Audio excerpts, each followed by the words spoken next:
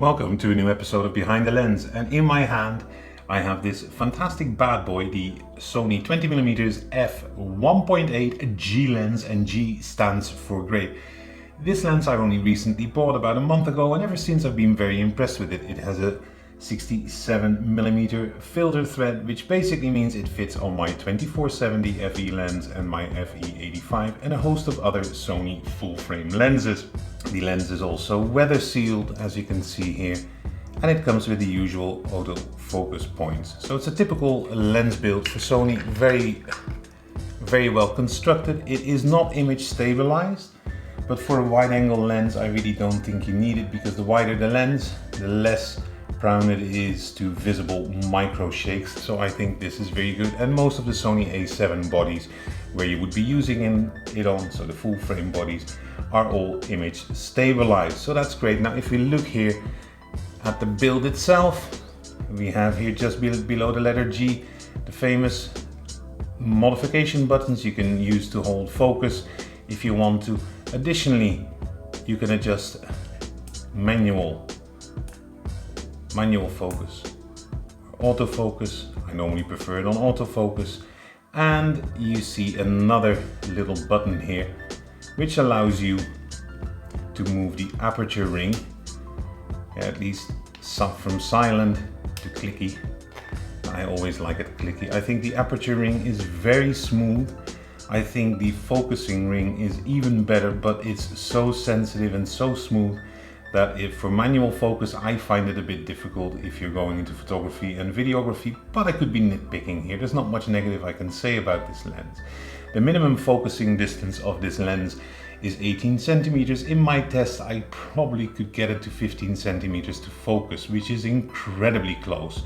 So the build quality is great. This retails at about €1,000 or dollars depending on where you are in the world, which is expensive. Yeah, I'm filming this now on the 18mm Samyang 2.8 full frame lens, which is a very cheap equivalent. It's a very basic lens. It's about a third of the price, but it will get you the results. But what really matters is what is the image quality.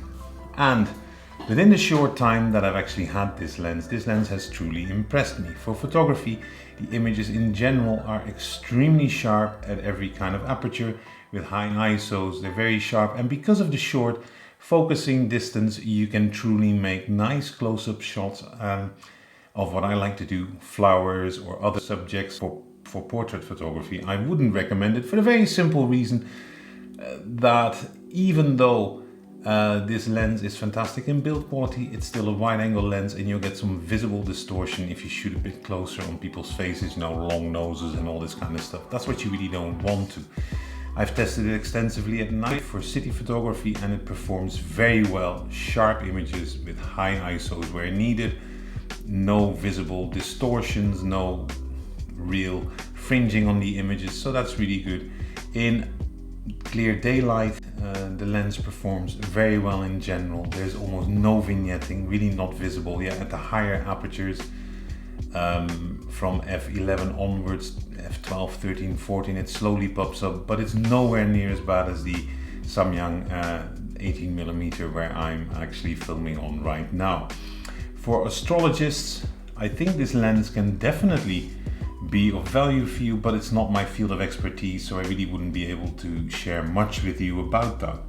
So I think for image quality for image quality when it comes to photography, this lens truly performs well.